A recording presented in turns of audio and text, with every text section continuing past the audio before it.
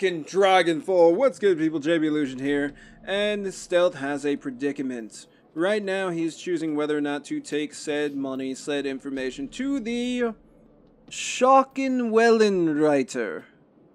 To the payphone. I've actually been, I know what they're about, I know what they do, and I'm actually kind of questionable as to whether or not we should take it, but I think that would actually provide quite some fun on our next couple of adventures, so we will be taking this to these lovely gentlemen and just have a little bit of a conversation. So let's hit the phone booth and talk to them now, shall we? It's an old, obsolete phone booth. Deliver the Humanist donor list. The machine accepts the data upload, and only a few moments later a certified credit stick is spat out of the coin slot. The phone's old LCD readout displays the text, freedom, equality, information. Walk away. Alright. We've taken care of that. We got a little bit of money. I'm not exactly sure how much. I think we had around 7. Oh, okay. We got about like a 500 something decent. About 500. Now let's go and talk to Paul Amzell and the rest of the team. And hopefully we'll have a new mission, but I think we'll be talking to everyone, seeing where they stand. Especially on the runs. Did we bring... I think we've been bringing Blitz a lot lately. Let's talk to Blitz and see what's up with him. Blitz stubs out his cigarette as you approach. Stealth, I was hoping to see you. Do you have another run lined up for us yet? I'm strapped for cash. Why the hell are you strapped for cash? With the amount of work we've been doing, you should be rolling in new yen. When I have a run for you, I'll tell you. Until then, don't bug me about it. Don't worry, we're doing fine on the job front. Amzell's been working overtime. That sounds good. Oh, thank God. And thank you, Chief. Thank Paul, too. Come to think of it. So, did you have a question for me, or was this a social call? Just checking in. Why are you so strapped for cash? With all the work that we've been doing, you should be rolling in new yen. What can I say, Chief? He tries on a thoroughly unconvincing smile, but immediately seems to think better of it. The anxious look returns to his face. I have expensive tastes. How expensive are we talking about here? Even if you had a raging cram habit, I think that you'd have at least some money left. I was hoping for a straight answer. Nah, there we go. Expensive. Truth be told, I'm in debt. Oh God. In debt to who? He hesitates before responding. When he does, his voice carries an edge of annoyance. No offense, but this is getting a little too personal, Chief. My debts are none of your business. If some bookie sends his thugs here looking for you, it's going to become my business, so talk now. You come to me begging for work, and then you tell me that it's none of my business? No, Blitz. You tell me why you need the money. Yeah, the bookie angle. Blitz shakes his head in exasperation. Alright, fine. First off, you don't need to worry about anyone coming after me. My debts are to a bunch of old contacts. If I don't pay them, I'm gonna lose them. And in this line of work, it isn't smart to burn bridges. Truth be told. Second, before you ask, those debts are for services rendered. I was in a tight spot, I need some help, and I threw around a lot of IOUs to get it. Third and finally, the trouble I was in involved a girl. I'll tell you about it if you ask me to, but we're verging deep into personal feelings territory, so if you don't want to hear me sob over my ex-girlfriend, you'll drop the subject now. So it's up to you, Chief. You really want to go down this road, or shall we keep this relationship professional? You're clearly preoccupied with this. In our line of work, preoccupied can get you killed, so spit it out and we'll deal with it. This is professional relationship, and the last thing I want is to hear about your love life. I feel like that's probably more where Stealth would lean in. Yeah. Well, the last thing I want to talk about is it. So we're even. He offers you a lopsided grin. Now do me a favor and get out of here, okay? Let me smoke in peace. I don't know if I like that attitude.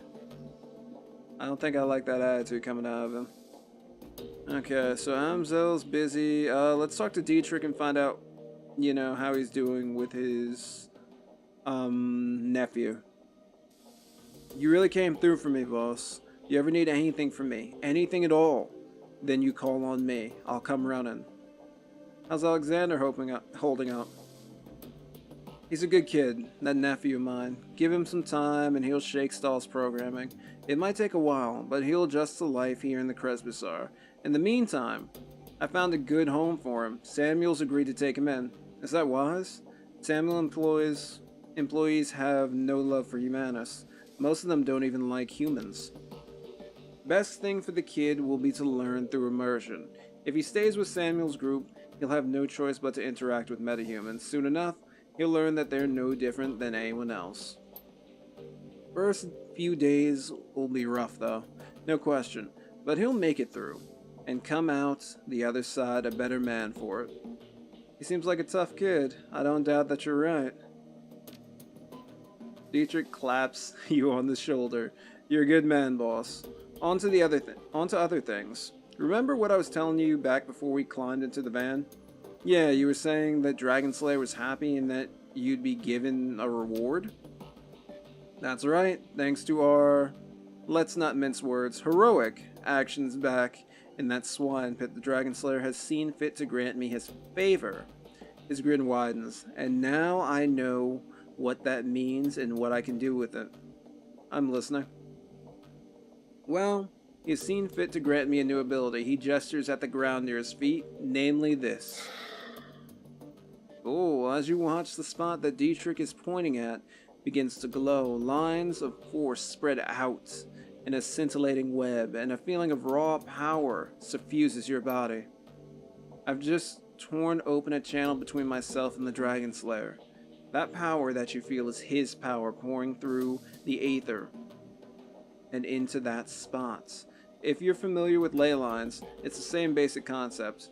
I consecrate a patch on the ground, and as long as I stand in that spot, all of my magic gets stronger. He crosses his arms over his chest. Not bad, huh? No, Dietrich, not bad at all. What about another major shaman? Could someone else benefit from these channels? I was kind of hoping for something with a bit more bite to it. A fireball, a laser, or something like that. Nah, not bad at all. Pretty good, ain't it? Never heard of another shaman who could do something like this. We must have really made an impression. Anyway, boss, I want to keep fiddling with this, learning to properly control it, and I'm sure that you've got things to do as well. You take care of whatever else that needs doing, and by our next run, I'll be ready to use this. Sounds good. Take care, Dietrich. You too, boss. Okay, so we're doing good. Like, our team seems to be holding up. I don't want to talk to her. Let's talk to Glory. She just seems like she'd annoy me. Glory is beautiful in a waifish sort of way. Her features are almost elvish in their delicacy. But there's something cold about her that you find slightly unsettling. What's more unsettling is her chrome.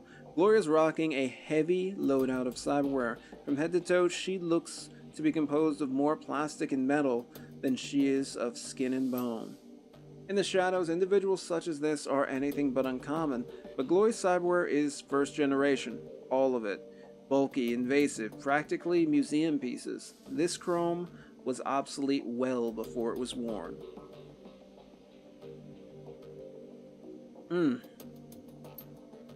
Stealth. Glory shifts her gaze to you, but her expression is as cool and placid as always. Can I help you? Hey, Glory, how are you holding up? Don't worry about me. I'm solid. You sure? You look like you're a million miles away. I'll be with the team when it counts. Right now it doesn't. I have a question for you, Glory, of the personal kind. Oh, this is going to be interesting. I'm not big on sharing personal reasons. You understand, I'm sure. The edge in her voice tells you that she's not interested in continuing this conversation. Sure, I understand, but I still need to talk to you. Of course, we all have our secrets, but if you ever want to talk to me, I'm here. If you ever want to run with me again, you'll answer my question. Nah. Boom. Alright, let's talk to Iger and see what's up with her. Iger glares at you and you can taste the bile in her stare. She clearly still blames you for Monika's death. Something I can do for you, fearless leader. If I remember correctly, Monika actually told us that we need to be very, not combative with Iger, but we need to be kind of in her face drill sergeant-ish. We need to talk about Monika. Yeah, you can apologize for that little outburst that you had in front of Paul and the rest of the team. You're wrong about me? Oh, the choices. Stealth could be smart, and he could, well, a smart ass. She replies through clenched teeth. You want to step away from me, Stealth, right now. No, actually I don't, unless you intend to make me leave. It's tempting, Stealth, it's really fucking tempting. But no, I won't hurt you, not unless you give me a reason to. We need to talk about Monika. Not right now, we don't. Don't push me on this, Stealth. One of these days, we're gonna hash this out, and you can talk all you like about the clusterfuck that killed one of my best friends, but it won't be today. Fair enough, but before you go, I have something else to say. Spit it out. You're wrong about me. I intend to prove that to you. She stares at you for a moment, then looks away. Best of luck with that, Stealth. Now please, leave me alone. Well, that didn't go well. That didn't go well at all. We're going to check our inbox messages. Salvage DVD. Okay. Malit has found another DVD. Hijack shipments. If you value your new hardware coming into the Gres Bazaar, we need to talk. One of my weapons shipments was just hijacked by a local gang. I can promise 500 new yen, and if you can recover the shipments, I'll have some new gear on the shelf. Come see me for the details. Okay. I need to talk to that gentleman. Withheld, Stealth. We would like to arrange a meeting between you and one of our representatives. You will find him at the cafe nearby. His name is Luca Dur. He will be expecting you. Come alone. We need to talk. Okay. Come see me at your earliest convenience. There's a matter of which we need to discuss. The dock. Okay. Silky. Hi, Stealth. This is Silky from the hotel. I hope it's okay that I'm writing you. Samuel gave me your email address. Anyway, I just wanted to thank you for everything that you did for me. Kicking my cram habit was the hardest thing that I've ever done. I don't think I would have tried it if you hadn't talked me into it. To celebrate my newfound sobriety, I've decided to sign on as a volunteer at the charity. Who knows? Maybe giving back to the community will help turn things around in my life. Anyway, thanks again, Stealth. I owe you one. Yours, Silky. Okay. I do think we're going to talk about the Stalkenritter. We could open the jobs directory. Farmer cleanup, Humanus. Oh, let's claim our payment for the farmer cleanup. You submit the job as finished and await for the client's response. A few moments later, a message pops up on the screen. An excellent job, Stealth. You're a credit to your profession. I would not hesitate to hire you again.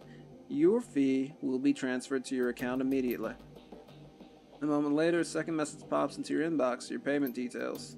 Payments 15,000. Deductions 4,000 for crew salary. Ammunition resupplies 1,000. I love the fact that they include the ammunition resupply. Deduction for Alice Fund 7,500. Remainders sent to my account, which is okay. That's not bad. Okay. Humanus data steal. What do we got there? Ooh. A few months later, Samuel Beckenbauer. Here's your payment as promised. A moment later. Okay, so apparently ammunition resupply costs us a little bit more. It was a longer mission. Alice funds, and we got 3,750. If only I'd come here and checked my funds, maybe those ghouls wouldn't be in service to Herr Doctor. Okay, so there's a couple optional objectives that I think we should probably work on. And I think that might be better to do as opposed to talking to Paul now. Just getting everybody squared up, I think, might be for the best. Or we could also talk to Paul. I don't think anything crazy is going to happen if we talk to Paul now. Let's talk to Paul. And then next time on the Adventures of Stealth, we can start doing some crazy stuff. Amzel calls over his shoulder at the sound of your approach. His eyes are glued to his computer's display.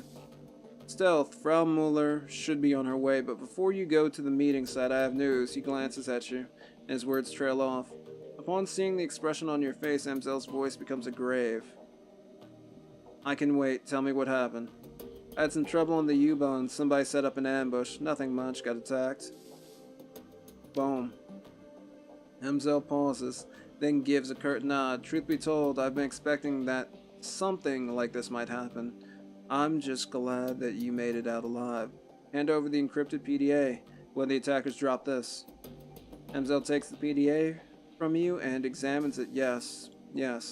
I should be able to extract some information from this. Give me a moment. He plugs the PDA into his computer and goes to work. A few moments later, he lets out a grunt of dismay. Well, Stealth, I was able to recover a file, but unfortunately that's all that I'll ever be able to pull off this thing. All that anyone will, truth be told. It must have been running some kind of counter-intrusion software. The instant that I gained access, it bricked itself. Amzel disconnects the useless PDA and drops it to the ground. It clatters to rest on the metal floor. Well, a whole file? Nice job, Paul. What'd you manage to pull off? A comm file. The audio is all here, but it looks like we've only got video from one side of the conversation. Let's see what we have here. He opens the file, and a nightmarishly familiar face appears on the screen. Bachmer. The voice blasts out from Amzel's speakers, filling the room. Aldrin here. What's your status? Bachmir's image is garbled, but his voice sounds young and eager. Target acquired, sir. You were right. We spied him on the U-Bahn, just like he said. Probably on his way to a job. As per your instructions, we're going to try to take him out on his way back. He'll be more vulnerable that way. Hopefully injured, and low on ammo too, but only time will tell. Good man, proceed as instructed. We'll do, Kossman. Is rigging up an ambush spot now. We'll try to make it quick. The orc with the nightmarish face nods. Send me a comm when the job is done. Aldrin out. The image on the computer screen dies. Amzel turns to face you. Well, our scarred friend makes an appearance. Stealth, I suspect that Green Winter's predictions are coming true. I believe that First Wing is behind this. Under Amzel's patient exterior, you can feel the worry that's eating at him. Be on your guard. You and the rest of your team. You made it through this attack relatively unscathed, but next time you might not be so lucky. At least now we have a name to put to the face. But we're fine. I carried us through this attack. Boom. We have a name to put to the face. That's not all we have. As I was saying when you first walked in, I've been productive as well. I was able to uncover some new evidence in your absence, and coincidentally enough, that evidence pertains to our scarred friend. You might recall that I said I'd dig into Aldrin's skin grafts. Well, I did, and that search has finally borne fruit. One of my contacts outside Berlin handles the paperwork for private hospitals all across Germany. It's a dull, boring job, but it does have its perks. Ooh, do tell. Amzel pulls open a file on his computer. A medical chart opens up on the screen. As it turns out, our scarred friend's skin grafts were performed at a legitimate hospital after all. Some good news for once? What did they say? Well, they're rather light on identifying information. Our friend's name is listed as Max Mausterson, the local equivalent of John Doe, but they do cover his injuries in great detail. Aldrin's injuries were extensive. He had 2 broken ribs and a shattered pelvis, and he had sustained third-degree burns over 60% of his body. Most damningly of all, he was suffering from acute radiation poisoning. His body had absorbed over 5,000 millisieverts of ionizing radiation, a lethal dose without treatment. The information dries up at this point. We know that he was treated and discharged, but what happened afterward remains a mystery. He pauses for a moment, studying your reaction. Your thoughts? Hold nothing back. I'd like to hear everything that comes to your mind. Aldrin might have spent some time in the Sox. The radiation poisoning didn't happen on its own. Well, those bones sound like dragon fire. But if the Firewing burned Audron, why would he be working for her now?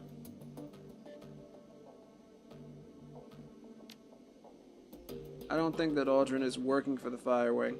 I believe that he is serving her. On Greenwinter's second DVD, he mentioned that there is a cult within the Sox that worships the Firewing. The Disciples of the Cleaning Fire. I believe that Audron belongs to this cult. That's bad news. There's nothing more dangerous than a zealot, I'd have to agree. My thoughts exactly. A hireling can sometimes be bribed or reasoned with. A pawn can be liberated. But if the Firewing soldiers look upon her as a goddess figure, nothing short of killing her will deter them. And even then, that might not stop them. So it is possible that Audron is a dragon cultist. This seems to fit with much of the other information that we've uncovered. Did any other red flags jump out to you? Audron might have spent quite a bit of time in the Sox due to radiation poisoning. Agreed. 5,000 millisieverts is a lot of exposure. Short of basking in the glow of an unshielded reactor, I don't know how he'd have absorbed that much ionizing radiation without spending time in the Sox. So the Sox is basically Chernobyl. Well, it's not technically. There is some other stuff that went down. Alright, so Audron was heavily irradiated, most likely from time spent in the Sox. What else does this tell you? The hospital couldn't ID Audron. Either somebody covered his tracks for him, or he was living completely off the grid. Indeed, if Audron were a denizen of the Sox, a glowpunk, his lack of identifying information would make sense. Amzell adjusts his glasses. It's a working theory at any rate. So to sum it up, Audron has probably spent some time in the Sox. It is possible that he even lived there as a member of First Wing's Dragon Cult, and he's after you.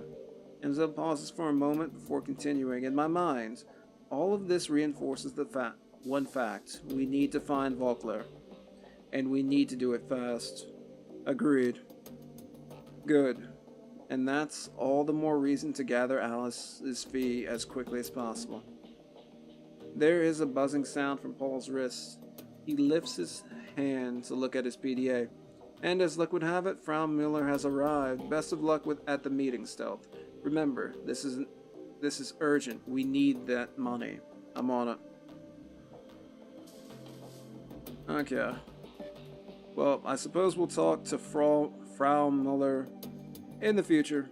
Thank you guys for watching. I am JB Illusion, and hopefully we'll be seeing quite a bit more action out of Stealth and the rest of the crew on the next episode. Thank you all for watching. Please be excellent to each other, and have a nice day. Peace.